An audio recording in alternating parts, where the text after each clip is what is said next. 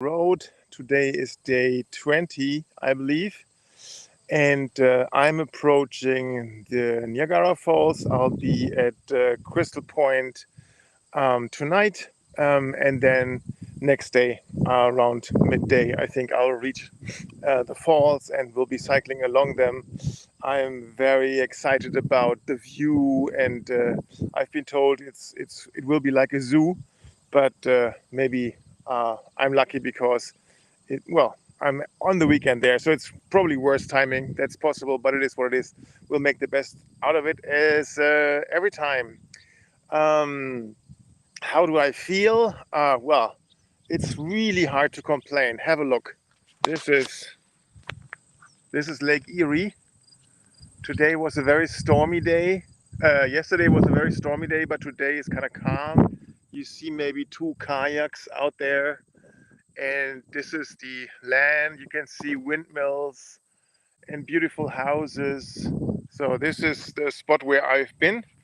Um, it's close to Peacock Point. Peacock Point was just a kilometer or two ago. It's just stunning. And what a difference it has been in contrast to the prairies. Yesterday, I crossed to something that looked like England. And matter of fact, many English people had settled there in the 1800s, and they probably don't know anymore that they are British, but they have neatly mowed lawns, they have little fountains, they have little figurines in their garden. Even the road signs look kind of British, and the villages are called I don't know, Duncastle or Port Rowan or Port Royal. So new, there was a Scottish name even. So there were so many English references here. That's kind of really funny. In a way, you don't feel like you feel like you're in a different country, and also the all the prairies, all this flat land has changed with rolling hills and then like really steep declines down to a creek or down to a little river, followed by a really steep incline. So there's two strategies. The one strategy is to go all in and kind of push downhill. And Rosinante, fully loaded, and I together, we weigh 150 kilograms. And let's say most of it is Rosinante, of course. Just kidding. Um, so you just go like a bullet down there, and then try to have so much momentum that it will carry you up on the other side. The second strategy is to not be able to do that and to push Rosinante upwards, and I had to do this twice. But it was all worth it. It was very beautiful, and also it's good for the soul, and time goes by way faster. Um, I had a huge push of tailwind yesterday, so we were almost coasting at 30 kilometers an hour, at least for the first half of the day. But it was also very cold. It was very cold at night. I had to wear everything I had. And I was in a beautiful campground, and all other campgrounds were full. And I was wondering, why is that one not full? And maybe it was because their sweet water was infected with bacteria, so you couldn't drink it, or you had to boil it before. So maybe that caused people to stay away. I don't know. But, if you know how to boil water, it's not so much of an issue, but still, it's a funny coincidence.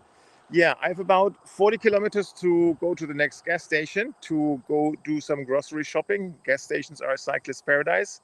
And then I'll take it to the rest of the journey. It's only a little more than 100 kilometers today, so no big deal in comparison to the days before. What else is there to say? After Niagara Falls, I'll be staying another night with warm shower hosts. It looks like, looking very much forward to that. I think I miss the contact to the local people here, even though the landscape is beautiful and everything. Since I'm not meeting any other cyclists, it's really helpful to get in touch with the locals and to feel connected somehow, because it can get lonely. And on the campgrounds, there are no like-minded people. There are no other travelers. They only are a lot of people who are pulling their big rafts through the through Canada. And are from the area, but what do you talk about, you know?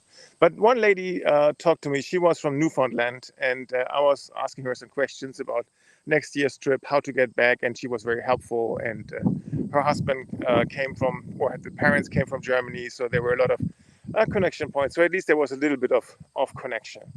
That's update from the road. Please again spread the word. Help us to collect donations for our good cause of the Cosmic Foundation, to help NGOs or the leadership teams of NGOs in the Ukraine to rebuild their country. And we are doing this by coaching. That's our muscle. And the idea is that coaches that work for the foundation get paid, so that it is not something that is assumed to be done pro bono, as in many other cases, but that at least there's a little bit of an exchange of energy. So that's it from my side. Wishing you all the best. You have a great day, and talk to you soon. Bye bye.